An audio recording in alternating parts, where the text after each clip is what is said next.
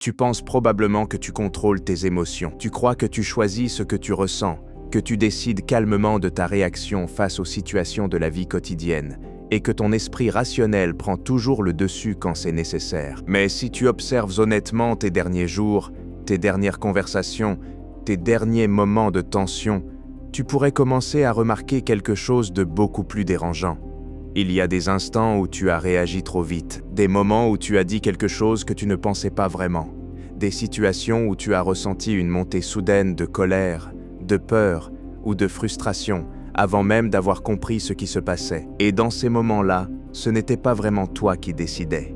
C'était quelque chose en toi, plus rapide que ta réflexion, plus instinctif que ton analyse. La vérité, c'est que la plupart des décisions humaines ne commencent pas avec la logique. Elles commencent avec une émotion. Et seulement après, le cerveau construit une justification pour donner une impression de contrôle. Tu te souviens peut-être d'une discussion où tu as voulu rester calme, mais quelque chose a explosé en toi en quelques secondes. Ou d'une situation où tu savais que tu ne devais pas réagir immédiatement, mais tu as quand même répondu trop vite. Sur le moment, tout semblait justifié. Mais plus tard, en repensant à la scène, une question apparaît souvent. Pourquoi ai-je réagi comme ça ? Ce n'est pas un manque d'intelligence. Ce n'est pas un défaut de caractère.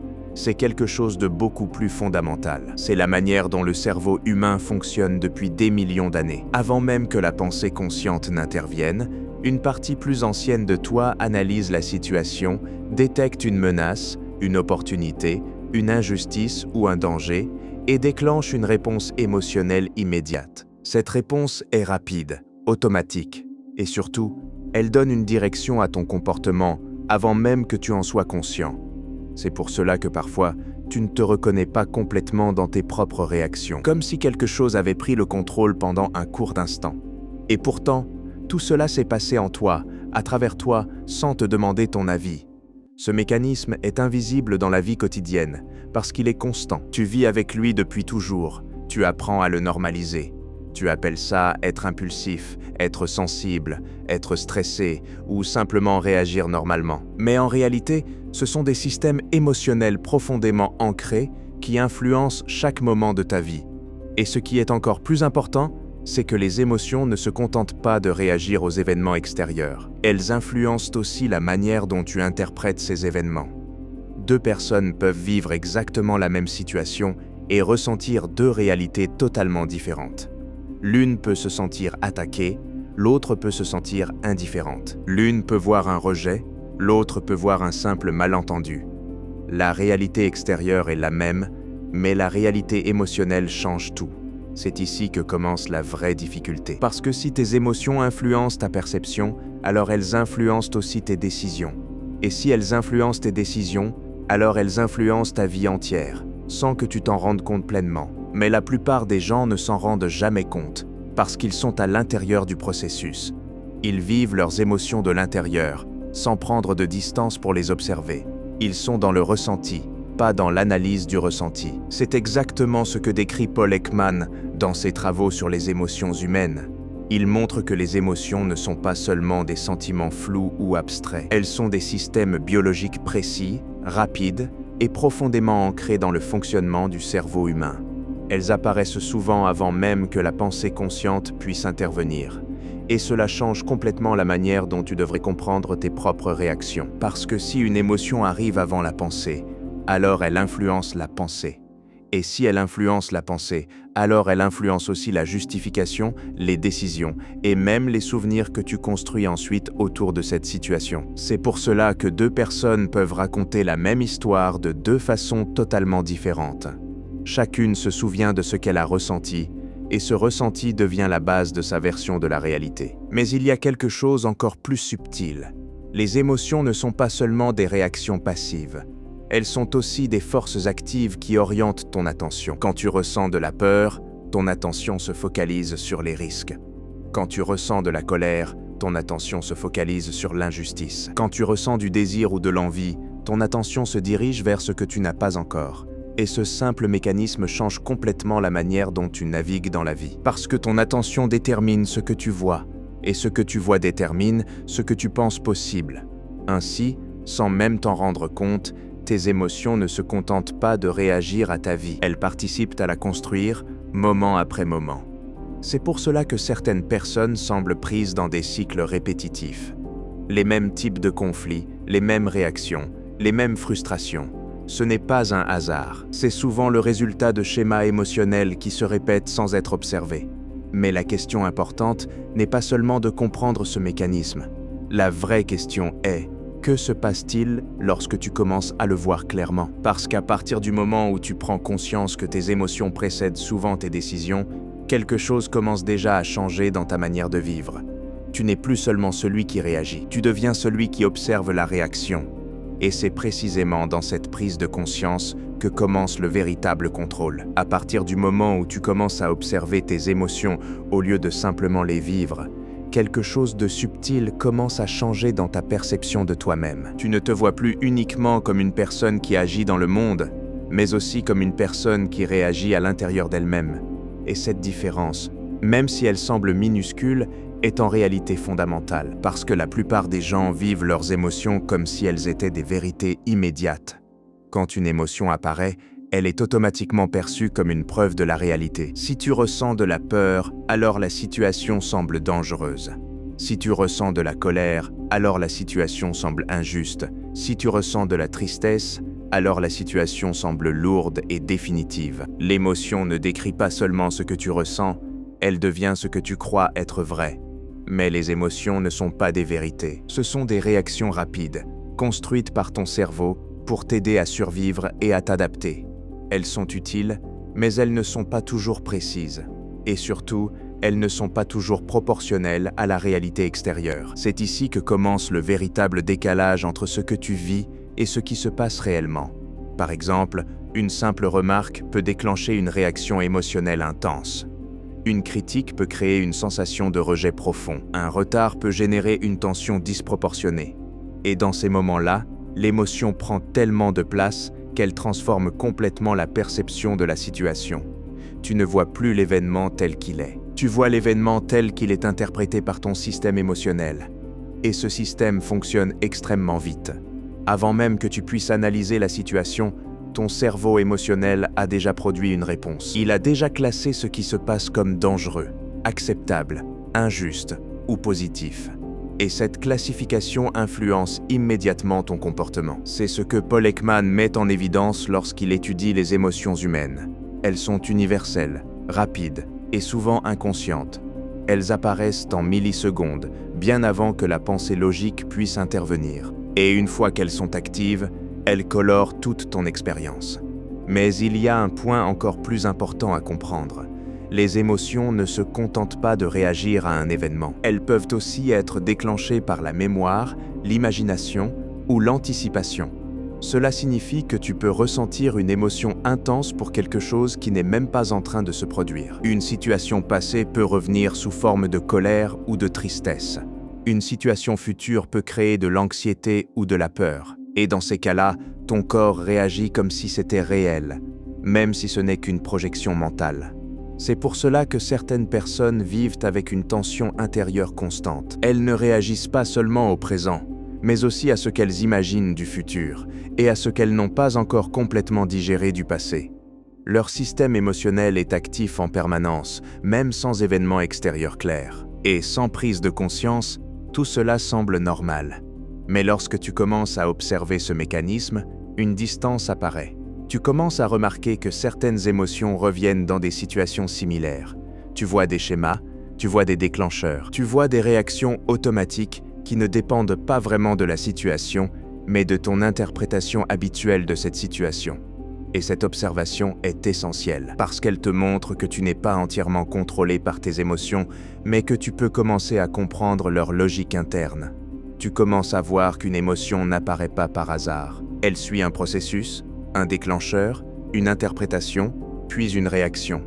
Et si tu peux voir ce processus, tu peux commencer à intervenir à certains niveaux, pas en supprimant l'émotion, pas en la bloquant, mais en comprenant ce qui la déclenche.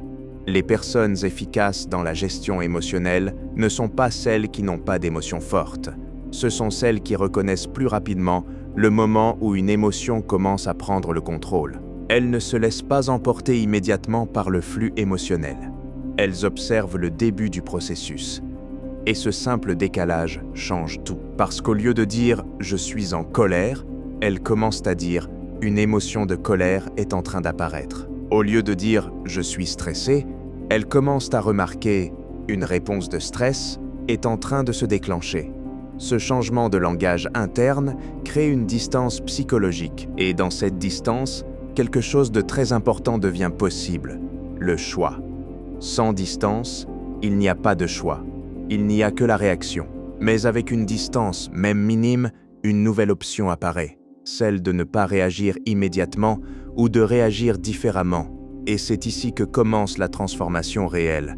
Mais cette transformation ne supprime pas les émotions, elle ne les rend pas moins présentes. Au contraire, elle les rend plus visibles. Tu commences à ressentir les émotions plus clairement, mais sans être entièrement absorbé par elles. Et cela peut être inconfortable au début, parce que tu réalises à quel point tu étais souvent guidé par des réactions automatiques sans t'en rendre compte. Tu vois des patterns que tu n'avais jamais remarqués auparavant. Tu vois des cycles émotionnels répétitifs dans tes relations, dans tes décisions, dans tes comportements quotidiens. Mais en même temps, cette lucidité est libératrice. Parce qu'elle te montre que tu n'es pas enfermé dans une seule manière de réagir. Tu n'es pas condamné à répéter les mêmes réponses émotionnelles toute ta vie. Tu peux commencer à influencer le processus, même légèrement, en prenant conscience du moment où il commence. Et ce moment est souvent très subtil. C'est un instant entre un déclencheur et une réaction. Un micro-espace où tout peut encore changer. Un espace que la plupart des gens ne remarquent jamais, parce qu'ils passent immédiatement du stimulus à la réponse. Mais dans cet espace, même infime, se trouve la possibilité de reprendre un certain contrôle. Et plus tu observes cet espace, plus il devient familier, plus il devient accessible, et progressivement, il devient une partie naturelle de ton fonctionnement mental. Tu ne deviens pas quelqu'un sans émotion, tu deviens quelqu'un qui voit les émotions arriver. Et cette différence change profondément ta relation avec toi-même, avec les autres, et avec les situations de la vie quotidienne. Parce que tu n'es plus uniquement le résultat de tes réactions. Tu commences à devenir l'observateur de tes réactions.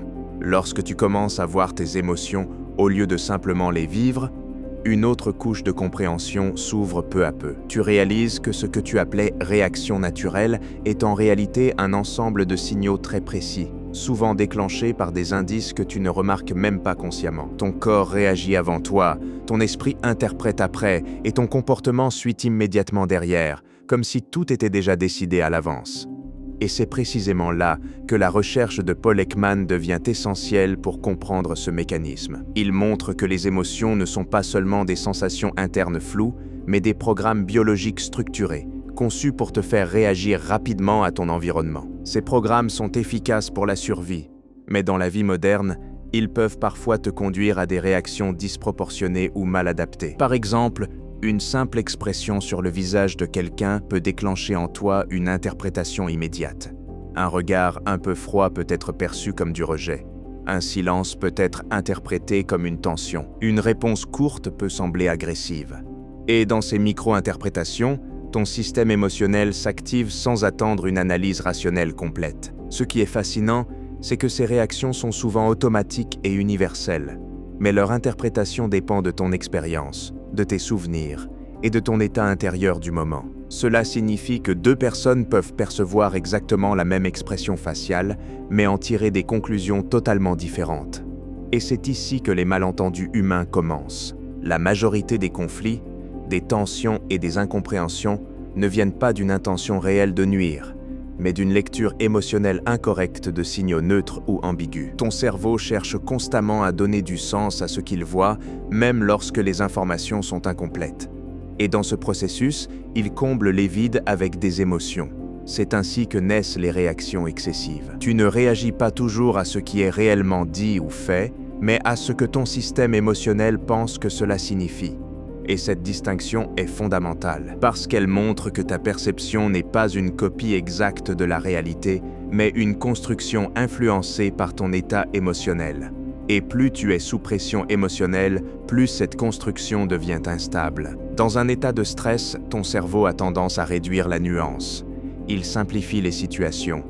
Il transforme des signaux ambigus en menaces ou en confirmations rapides. Il cherche des conclusions immédiates, même si elles ne sont pas totalement précises. Et cela te donne une impression de clarté, alors qu'en réalité, c'est souvent une simplification excessive. C'est pour cela que certaines décisions prises sous forte émotion sont ensuite regrettées. Sur le moment, elles semblent logiques, évidentes même. Mais une fois l'émotion redescendue, une autre lecture de la situation apparaît. Et tu te demandes pourquoi tu as réagi ainsi. Mais à ce moment-là, la réponse est déjà claire. Ce n'était pas une décision purement logique, c'était une décision guidée par un état émotionnel temporaire. Les personnes qui développent une intelligence émotionnelle élevée ne deviennent pas immunisées contre ces réactions. Elles deviennent simplement plus conscientes du moment où elles commencent. Et cette conscience change leur rapport aux temps intérieurs. Au lieu de réagir instantanément, elles commencent à remarquer le début du processus. Une tension légère dans le corps, une accélération du rythme cardiaque, une pensée rapide qui interprète une situation de manière tranchée. Ces signaux sont subtils, mais ils sont toujours présents. Et une fois que tu apprends à les reconnaître, tu n'es plus entièrement pris dans la réaction. Tu commences à voir que l'émotion est en train de se construire, plutôt que de simplement apparaître d'un coup. Et dans cette construction progressive, il existe un court moment où tu peux encore intervenir. C'est ce moment qui change tout, parce qu'avant ce moment, tu es dans l'automatisme. Après ce moment, tu es dans la réaction déjà engagée. Mais dans ce petit espace intermédiaire, quelque chose d'autre devient possible, la conscience. Et la conscience, même minimale, modifie déjà la trajectoire. Tu ne peux peut-être pas arrêter complètement une émotion, mais tu peux changer la manière dont tu l'exprimes. Tu peux ralentir une réponse. Tu peux observer une pensée avant de la transformer en action. Et parfois, ce simple ralentissement suffit à éviter des décisions impulsives. Mais ce processus demande une chose importante, la volonté de ne pas se précipiter dans l'interprétation, parce que le cerveau humain préfère la certitude rapide à l'incertitude lente. Il préfère une mauvaise conclusion immédiate qu'une absence de conclusion temporaire.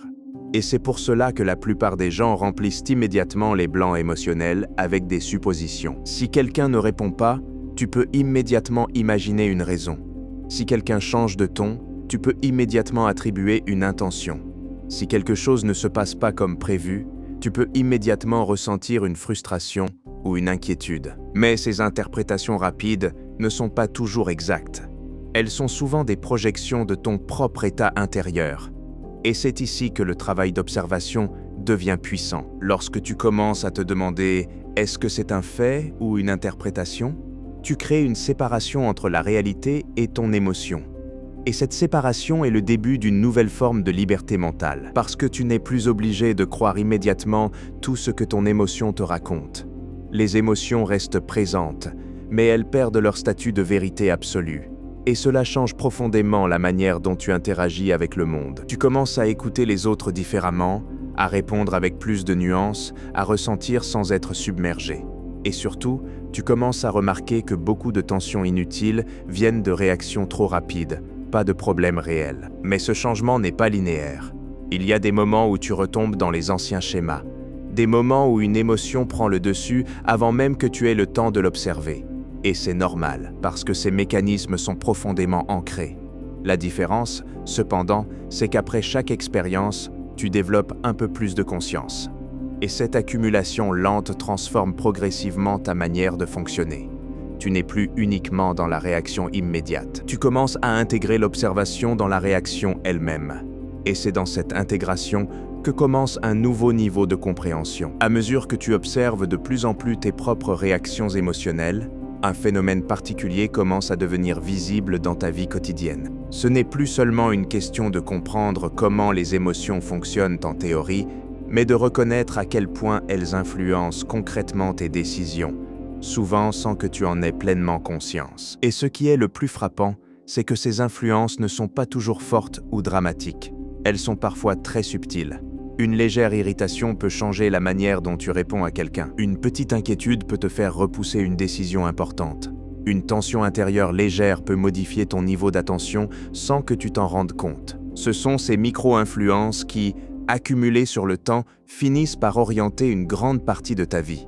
Les personnes qui n'ont pas conscience de ce mécanisme ont souvent l'impression que leurs choix sont entièrement rationnels. Elles pensent analyser les situations calmement, peser le pour et le contre, puis décider logiquement. Mais en réalité, la décision est souvent déjà partiellement influencée avant même que l'analyse consciente ne commence. L'émotion agit comme un filtre invisible. Elle ne supprime pas la logique, mais elle la dirige. Elle influence les points sur lesquels tu te concentres, les éléments que tu considères importants et même les arguments qui te semblent convaincants. Et ensuite, ton esprit construit une explication logique qui donne l'impression que la décision était purement rationnelle. C'est pour cela que deux personnes peuvent défendre des choix opposés avec la même conviction logique. Parce que derrière la logique, il y a souvent une base émotionnelle différente. Dans la vie quotidienne, cela se manifeste dans presque toutes les situations. Dans les conversations, dans les conflits, dans les décisions professionnelles, dans les relations personnelles. Une émotion légère peut modifier la direction d'une interaction sans que personne ne s'en rende compte consciemment. Et si tu continues à observer ce phénomène, tu commences à remarquer quelque chose d'encore plus important. Les émotions ne sont pas isolées. Elles s'enchaînent. Une émotion en déclenche une autre, puis une autre encore. Une légère frustration peut évoluer en irritation, puis en colère, puis en regret. Une petite inquiétude peut évoluer en stress, puis en anxiété, puis en évitement. Et cet enchaînement se produit souvent automatiquement, sans intervention consciente. C'est ce que l'on pourrait appeler une cascade émotionnelle.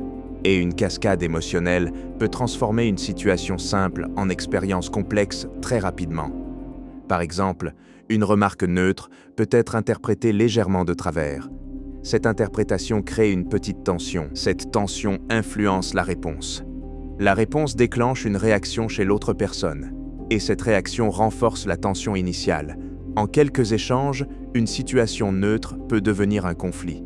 Mais le point important ici n'est pas de blâmer l'émotion. L'émotion en elle-même n'est pas le problème. Elle est un signal, un système de traitement rapide, une forme d'intelligence biologique. Le problème apparaît lorsqu'elle agit sans être observée. Les personnes qui développent une intelligence émotionnelle plus élevée ne cherchent pas à éviter les émotions. Elles apprennent à reconnaître le début de ces cascades avant qu'elles ne deviennent trop fortes. Et cette reconnaissance change leur manière d'interagir avec le monde. Elles commencent à remarquer les premiers signes. Un changement subtil dans le ton de la voix, une sensation corporelle légère, une pensée qui interprète rapidement une situation. Et au lieu de suivre immédiatement cette première impulsion, elles prennent une micro-pause intérieure. Cette pause est extrêmement simple, mais elle est puissante, parce qu'elle interrompt la cascade automatique. Et dans cette interruption, quelque chose de nouveau devient possible, une réponse différente. Mais cette capacité ne vient pas naturellement à tout le monde. Elle doit être développée comme un muscle mental, parce que le cerveau humain est programmé pour la rapidité. Il préfère la réaction immédiate à la réflexion différée. Et dans beaucoup de situations, cette rapidité est utile. Cependant, dans les interactions humaines complexes, cette rapidité peut parfois créer des erreurs d'interprétation. C'est pour cela que la conscience émotionnelle est si importante. Elle ne ralentit pas la vie, mais elle permet de mieux comprendre ce qui se passe à l'intérieur de la vie. Et plus tu observes ces mécanismes, plus tu commences à voir un autre aspect essentiel. Tes émotions ne sont pas seulement des réactions à ce que tu vis, elles sont aussi influencées par ton état général, ton niveau de fatigue, ton stress accumulé et même ton contexte de vie. Cela signifie que la même situation peut produire des réactions différentes selon le moment où tu la vis. Et cela change complètement la manière dont tu peux interpréter ton propre comportement. Au lieu de te juger pour certaines réactions, tu commences à comprendre les conditions qui les ont rendues probables. Et cette compréhension apporte une forme de lucidité plus calme. Mais cette lucidité n'est pas passive. Elle te permet aussi d'anticiper. En remarquant les conditions qui rendent certaines émotions plus fortes, tu peux commencer à ajuster ton environnement, ton rythme ou ton niveau de charge mentale. Tu ne contrôles pas toutes les émotions directement, mais tu peux influencer les conditions dans lesquelles elles apparaissent. Et cela crée un autre niveau de maîtrise. Ce n'est plus un contrôle absolu des émotions, mais une gestion intelligente de leur apparition et de leur intensité. Les personnes qui développent cette compétence ne deviennent pas froides ou détachées.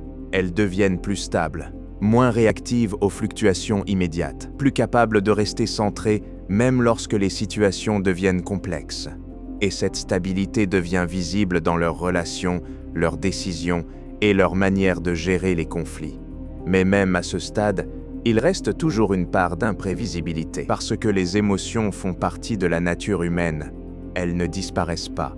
Elles continuent d'exister, de surgir, de surprendre. La différence, c'est que tu n'es plus entièrement à leur merci. Tu commences à les reconnaître plus tôt, à les comprendre plus clairement et à les intégrer dans une vision plus large de ton fonctionnement intérieur. Et dans cette vision plus large, quelque chose d'essentiel commence à émerger. À ce stade de la compréhension, quelque chose commence à changer profondément dans ta manière de te percevoir dans la vie quotidienne. Tu ne te vois plus uniquement comme une personne qui réagit aux événements, mais comme un système en interaction constante avec ses propres états internes. Et cette simple prise de conscience transforme progressivement ta relation avec tes émotions. Parce que tu commences à réaliser une chose essentielle. Ce que tu appelles « moi » n'est pas une entité stable qui contrôle tout en permanence, mais plutôt un ensemble de processus qui se déclenchent, s'influencent et s'enchaînent en continu. Et parmi ces processus, les émotions jouent un rôle central. Les personnes qui n'ont pas encore développé cette conscience vivent souvent leurs émotions comme des vérités absolues. Si elles ressentent quelque chose, cela devient immédiatement réel, incontestable, évident. Mais lorsque tu commences à observer ce mécanisme de plus près, tu vois que ce sentiment de vérité est en réalité une construction rapide du cerveau. Une émotion apparaît, elle donne une direction à la pensée, et cette pensée renforce l'émotion. Et très vite, tu as l'impression d'être face à une réalité claire, alors qu'en réalité, tu es face à une boucle interne qui s'est auto-renforcée. C'est ce que beaucoup de gens ne voient jamais. Ils pensent réagir à la réalité, alors qu'ils réagissent souvent à une interprétation émotionnelle déjà construite. Et cette distinction change tout. Parce que si tu réagis à une interprétation plutôt qu'à un fait, alors il devient possible de remettre en question cette interprétation. Il devient possible de la ralentir, de l'observer, de la comprendre avant de la transformer en action. Mais pour cela, il faut accepter une chose inconfortable. Tu n'as pas toujours raison dans tes premières impressions émotionnelles. Et cela va à l'encontre de l'intuition naturelle du cerveau, qui cherche toujours à donner un sens rapide aux situations. Le cerveau préfère une explication immédiate, même incomplète, plutôt que de rester dans une incertitude temporaire. C'est pour cela que les émotions ont autant de pouvoir. Elles réduisent l'ambiguïté, elles transforment une situation complexe en une lecture simple. Mais cette simplicité peut parfois être trompeuse. Les personnes qui développent une intelligence émotionnelle plus élevée apprennent progressivement à tolérer cette ambiguïté. Elles n'ont pas besoin de conclure immédiatement. Elles acceptent de laisser une situation ouverte mentalement pendant quelques instants, le temps de comprendre ce qui se passe réellement. Et dans cet espace d'ouverture, la réaction automatique perd de sa force. Ce n'est pas une suppression de l'émotion, c'est une désactivation partielle de son autorité immédiate. Et cela change la manière dont tu vis les situations de tension. Par exemple, dans une discussion difficile, au lieu de réagir immédiatement à ce que tu crois avoir entendu, tu commences à remarquer ton propre état interne. Tu sens une montée de tension, une accélération du rythme mental, une envie de répondre rapidement. Mais au lieu de suivre immédiatement cette impulsion, tu observes simplement qu'elle est là. Et cette observation crée un décalage. Dans ce décalage, quelque chose d'essentiel apparaît. La possibilité de choisir le timing de ta réponse. Parce que le problème n'est pas toujours ce que tu ressens, mais le moment où tu agis sous l'influence de ce que tu ressens. Et en ralentissant ce passage entre émotion et action, tu changes complètement la dynamique de la situation. Mais ce processus ne s'applique pas uniquement aux émotions négatives.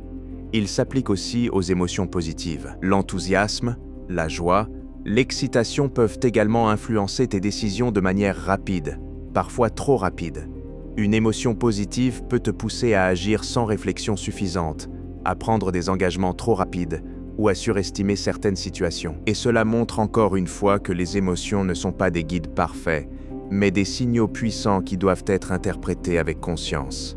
C'est ici que la véritable maîtrise émotionnelle commence à se former. Elle ne consiste pas à supprimer les émotions, ni à les contrôler totalement, mais à développer une relation différente avec elles. Une relation basée sur l'observation plutôt que sur l'identification immédiate. Tu n'es plus uniquement dans l'émotion, tu es aussi celui qui voit l'émotion apparaître. Et cette différence est fondamentale, parce que tant que tu es complètement absorbé par une émotion, tu ne peux pas la remettre en perspective. Mais dès que tu commences à la voir comme un événement interne, elle perd une partie de son pouvoir immédiat. Cela ne signifie pas qu'elle disparaît, cela signifie qu'elle devient modulable. Et avec le temps, cette capacité devient de plus en plus naturelle. Tu commences à reconnaître les débuts d'une réaction émotionnelle plus tôt. Tu remarques les schémas récurrents dans tes propres comportements. Tu identifies les situations qui déclenchent certaines réponses automatiques. Et progressivement, tu développes une forme de clarté intérieure. Mais cette clarté n'est pas toujours confortable, parce qu'elle révèle des aspects de toi que tu ne voyais pas auparavant. Elle montre des habitudes mentales, des réactions répétées, des tendances que tu n'avais jamais vraiment questionnées. Et cette lucidité peut parfois être dérangeante, mais en même temps, elle est libératrice, parce qu'elle te donne la possibilité de ne plus agir uniquement par automatisme. Les personnes efficaces émotionnellement ne sont pas celles qui ne ressentent rien, ce sont celles qui ont appris à créer un espace entre ce qu'elles ressentent et ce qu'elles font. Et dans cet espace, elles retrouvent une forme de liberté intérieure. Cette liberté ne consiste pas à supprimer les émotions, mais à ne plus être totalement définie par elles. Et plus cet espace devient familier, plus il devient naturel de l'utiliser dans des situations de plus en plus complexes. Mais même à ce niveau, le processus continue.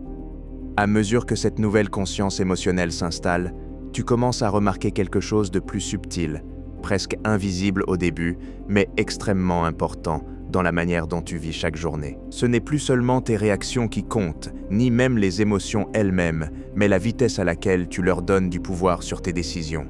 Parce que dans la plupart des situations, le problème n'est pas l'émotion en elle-même. Le problème, c'est l'instant où tu décides de la suivre sans questionner ce qui se passe à l'intérieur de toi. Et cet instant est souvent tellement rapide qu'il passe inaperçu. Tu ressens quelque chose et presque immédiatement, tu agis comme si ce ressenti était une instruction. Une irritation devient une réponse sèche, une peur devient un évitement, une frustration devient une rupture dans ton attention. Et sans que tu t'en rendes compte, ta journée entière peut être guidée par une succession de micro-réactions émotionnelles. Mais lorsque tu développes une forme d'observation intérieure, ce processus commence à ralentir légèrement. Pas de manière spectaculaire, mais suffisamment pour que tu puisses en percevoir les contours. Tu commences à voir que l'émotion arrive toujours avant la réflexion structurée. Et tu remarques que cette arrivée crée un type de tension interne, une sorte de pression qui pousse vers l'action immédiate. Comme si le cerveau cherchait à résoudre rapidement une situation interne désagréable. Et c'est précisément cette pression qui crée la majorité des réactions impulsives, parce que l'émotion n'est pas seulement une expérience intérieure. Elle est aussi une demande d'action. Elle pousse vers une résolution, vers une réponse, vers une sortie de l'inconfort. Mais cette demande n'est pas toujours alignée avec ce qui est réellement utile dans la situation. Et c'est là que la conscience devient essentielle. Lorsque tu commences à reconnaître cette pression comme un mécanisme, plutôt que comme une obligation, quelque chose change dans ta relation à elle. Tu n'es plus obligé de la satisfaire immédiatement. Tu peux la voir, la reconnaître et choisir de ne pas répondre tout de suite. Et ce simple retard crée une transformation importante dans la dynamique intérieure. Parce que dans ce petit espace entre l'émotion et l'action, tu n'es plus entièrement déterminé par ton état interne du moment. Tu redeviens capable d'évaluation. Mais ce processus ne signifie pas que les émotions disparaissent ou deviennent moins fortes. Au contraire, parfois elles deviennent même plus visibles. Parce que tu commences enfin à les observer directement, sans les fusionner avec ton identité. Et cette séparation est essentielle. Tu n'es pas la colère, tu n'es pas la peur, tu n'es pas la tristesse. Tu es celui qui observe ces états apparaître, évoluer et disparaître. Et cette distinction change profondément la manière dont tu interagis avec le monde. Parce que lorsque tu n'es plus totalement identifié à ton émotion, tu peux commencer à choisir comment l'exprimer. Tu peux ajuster ton comportement sans être entièrement contrôlé par ton état intérieur. Mais cela demande de la pratique, parce que le cerveau a des habitudes très fortes. Il a été entraîné pendant des années à associer émotion et action directe. Et changer cette association demande du temps, de la répétition et surtout de la vigilance. Les personnes qui développent cette capacité ne deviennent pas parfaites. Elles continuent à ressentir, à réagir parfois trop vite, à se laisser emporter dans certaines situations. Mais avec le temps, elles reviennent plus rapidement à la conscience. Et ce retour plus rapide est ce qui fait la différence.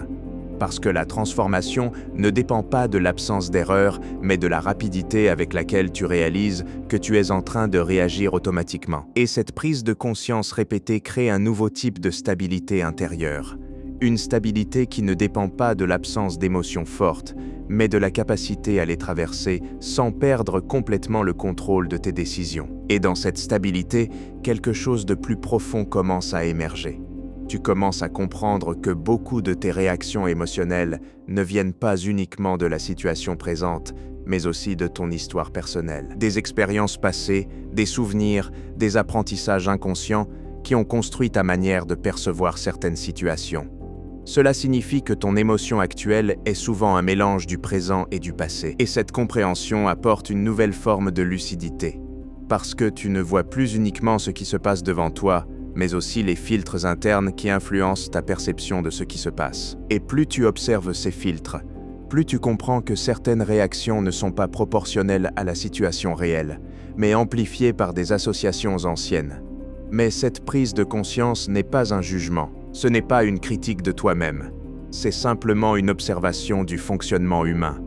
Et cette observation est libératrice, parce qu'elle te permet de ne plus prendre chaque réaction émotionnelle comme une vérité absolue sur la situation. Tu commences à créer une forme de distance saine entre ce que tu ressens et ce qui est réellement en train de se produire. Et dans cette distance, tu retrouves une capacité essentielle, la possibilité de répondre au lieu de simplement réagir. Mais cette capacité ne devient pas stable immédiatement. Elle fluctue.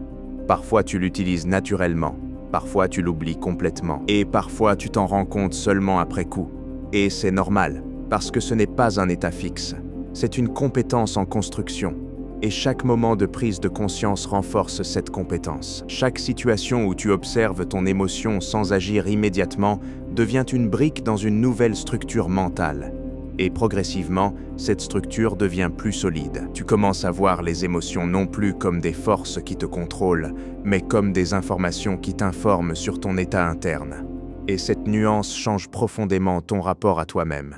Mais cette évolution ne s'arrête pas ici. À ce stade de ton évolution intérieure, quelque chose de plus profond commence à apparaître, presque comme une nouvelle manière de percevoir la réalité elle-même. Tu ne vois plus simplement les émotions comme des réactions isolées, ni même comme des processus internes à observer, mais comme une partie intégrée d'un système beaucoup plus vaste. Celui de ton fonctionnement humain complet, dans lequel perception, mémoire, interprétation et réaction sont constamment en interaction.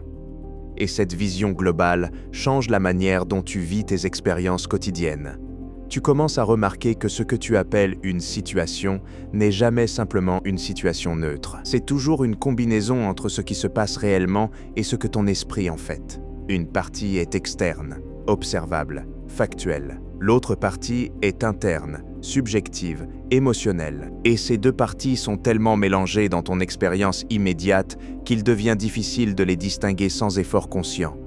Mais lorsque tu développes cette capacité d'observation, une séparation subtile commence à se créer. Tu vois la situation plus clairement, et tu vois aussi la réaction émotionnelle qu'elle déclenche.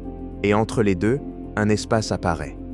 Un espace qui n'était pas perceptible auparavant, parce que tout semblait fusionner en une seule expérience continue. Dans cet espace, quelque chose de fondamental devient possible. La compréhension au lieu de la réaction automatique. Les personnes qui ne développent jamais cette conscience vivent dans un flux constant où chaque émotion semble être la conséquence directe de la réalité extérieure. Si quelque chose se passe, elles ressentent immédiatement une émotion correspondante, et cette émotion devient leur réalité principale. Il n'y a pas de distance, pas d'analyse intermédiaire, pas de pause intérieure. Mais les personnes qui commencent à observer leurs émotions créent progressivement une autre manière de fonctionner. Elles ne perdent pas leurs émotions, mais elles cessent de leur donner une autorité immédiate sur leurs actions. Et cela change profondément leur stabilité intérieure. Parce que lorsqu'une émotion n'est plus automatiquement suivie d'une action, elle perd une partie de son pouvoir de contrôle. Elle devient une information plutôt qu'un ordre. Et cette transformation est essentielle. Tu commences à comprendre que la véritable difficulté dans la gestion émotionnelle n'est pas de ressentir moins, mais de ne plus confondre ressenti et réalité. Et cette confusion est ce qui alimente la plupart des réactions excessives dans la vie quotidienne. Par exemple, Une émotion de rejet peut te faire croire que tu es réellement rejeté. Une émotion de peur peut te faire croire que tu es réellement en danger immédiat. Une émotion de frustration peut te faire croire que la situation est objectivement insupportable. Mais lorsque tu observes ces états de plus près, tu réalises qu'ils sont des interprétations rapides, pas des descriptions exactes de la réalité. Et cette prise de conscience change ton rapport aux pensées qui accompagnent ces émotions. Parce que tu commences à voir que les pensées émotionnelles ne sont pas toujours fiables. Elles sont souvent intensifiées, simplifiées ou amplifiées par l'état interne dans lequel tu te trouves. Et pourtant, sans conscience, ces pensées deviennent des vérités temporaires sur lesquelles tu bases tes décisions. C'est pour cela que certaines décisions prises sous forte émotion semblent parfaitement logiques sur le moment, mais deviennent incohérentes une fois l'émotion redescendue. Le contexte interne a changé, donc l'interprétation change également. Mais dans l'instant émotionnel, cette variabilité est invisible. Et c'est précisément là que réside le défi. Les personnes qui développent une intelligence émotionnelle plus profonde apprennent progressivement à reconnaître cette variabilité. Elles comprennent que leur perception actuelle est influencée par leur état intérieur, et non pas uniquement par les faits eux-mêmes. Et cette compréhension leur permet de ralentir leur jugement. Elles ne sautent plus immédiatement aux conclusions. Elles ne transforment plus automatiquement chaque sensation en vérité absolue. Elles laissent un espace pour que l'information soit clarifiée avant de devenir une décision. Et cet espace devient une forme de liberté mentale. Mais cette liberté n'est pas une absence d'émotion. Au contraire, les émotions deviennent parfois plus visibles, plus intenses, parce qu'elles ne sont plus immédiatement transformées en action. Elles sont observées dans leur forme brute, sans filtrage immédiat. Et cela peut être inconfortable au début, parce que tu commences à voir clairement des réactions que tu n'avais jamais pleinement observées auparavant. Des tendances, des automatismes, des cycles émotionnels répétitifs dans certaines situations spécifiques. Et cette lucidité peut parfois donner une impression de vulnérabilité, mais en réalité, c'est le contraire. C'est le début d'une forme de maîtrise plus profonde, parce que tu ne peux pas transformer ce que tu refuses de voir. Et dès que tu vois clairement tes mécanismes internes, tu peux commencer à les influencer consciemment. Mais cette influence ne se fait pas par force, elle ne se fait pas par suppression, elle se fait par observation répétée. Chaque fois que tu remarques une émotion avant de réagir, tu renforces cette capacité.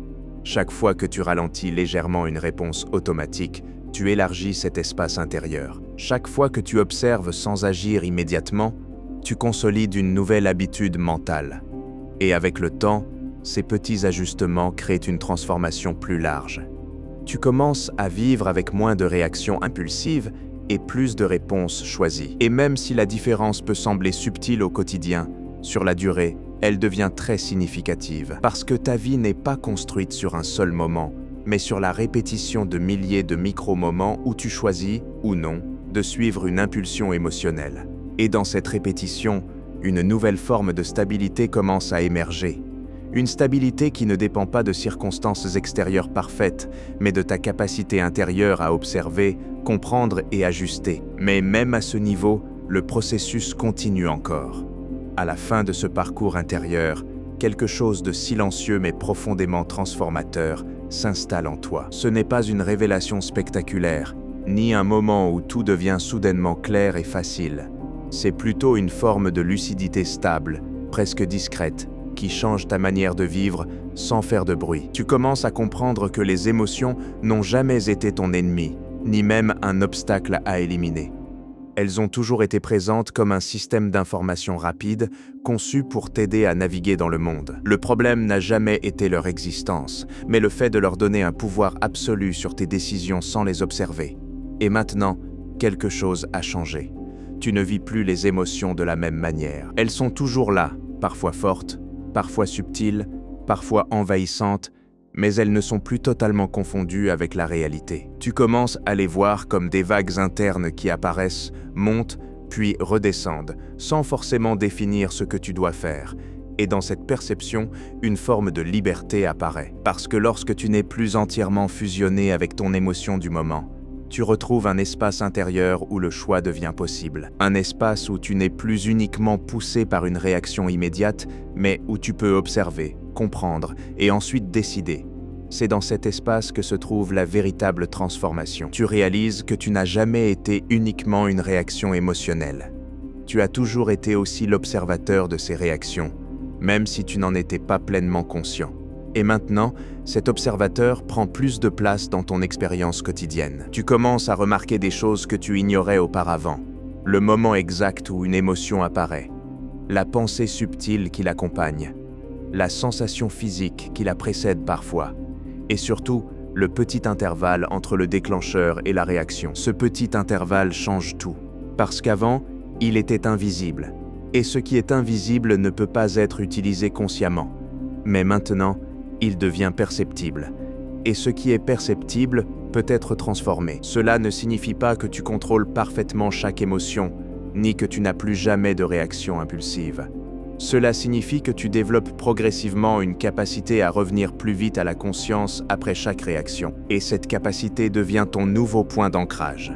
Les personnes qui n'ont jamais développé cette conscience vivent souvent dans un flux continu de réactions émotionnelles. Une émotion en déclenche une autre, une pensée en renforce une autre, et la journée se construit comme une série de réponses automatiques. Elles ont l'impression de penser, mais elles sont souvent en train de suivre des boucles internes déjà établies. Mais, lorsque tu développes cette conscience, quelque chose de différent apparaît. Tu ne changes pas seulement tes réactions, tu changes ta relation à tes réactions. Et cette nuance est essentielle, parce que c'est cette relation qui détermine ton niveau de liberté intérieure. Tu commences à comprendre que la véritable maîtrise émotionnelle ne consiste pas à supprimer les émotions, ni à les contrôler parfaitement, mais à ne plus leur donner immédiatement le pouvoir de définir tes actions. Et cela change profondément ton expérience du quotidien. Les situations ne disparaissent pas. Les conflits, les défis, les imprévus continuent d'exister. Mais ta manière de les traverser devient plus stable, plus consciente, moins automatique. Tu ne réagis plus uniquement à la surface des événements. Tu commences à voir les mécanismes internes qui se déclenchent en toi en réponse à ces événements. Et cette double vision transforme ton rapport au monde. Mais il y a quelque chose encore plus important qui émerge à ce stade. Tu commences à réaliser que beaucoup de souffrance émotionnelle ne vient pas directement des événements eux-mêmes, mais de l'interprétation rapide que tu en fais. Et cette interprétation est souvent influencée par des expériences passées, des habitudes mentales et des associations inconscientes. Cela signifie que ton expérience émotionnelle actuelle est souvent une combinaison du présent et du passé. Et cette compréhension apporte une forme de détachement sain. Pas un détachement froid ou indifférent, mais un détachement clair. Une capacité à voir que ce que tu ressens maintenant n'est pas toujours une vérité permanente, mais un état temporaire influencé par de nombreux facteurs internes. Et ce simple changement de perspective réduit une grande partie de la confusion émotionnelle. Tu n'es plus obligé de croire immédiatement tout ce que tu ressens. Tu peux écouter, observer, et ensuite décider ce que cela signifie réellement dans le contexte de la situation. Et dans ce processus, tu développes une forme de maturité émotionnelle. Une maturité qui ne se manifeste pas par une absence d'émotion, mais par une présence consciente au sein de l'émotion. Tu ressens, mais tu n'es pas perdu dans ce que tu ressens.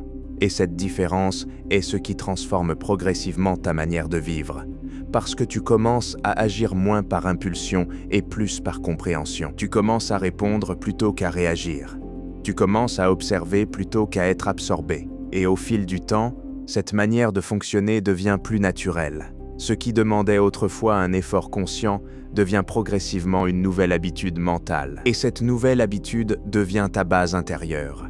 Mais même ici, le processus n'est jamais complètement terminé, parce que chaque jour apporte de nouvelles situations, de nouvelles émotions, de nouveaux défis. Et chaque situation devient une nouvelle opportunité de renforcer cette conscience ou de retomber dans l'automatisme. Et c'est précisément dans cette dynamique que se trouve la véritable pratique. Pas dans un état final parfait, mais dans une attention continue à la manière dont tu vis chaque instant. Et si tu continues à observer, à apprendre et à ajuster, alors progressivement, tu commences à vivre une vie où les émotions ne te contrôlent plus entièrement, mais t'informent sans te diriger. Et dans cette nuance, tu retrouves quelque chose d'essentiel, la possibilité de choisir qui tu veux être, même au cœur de ce que tu ressens.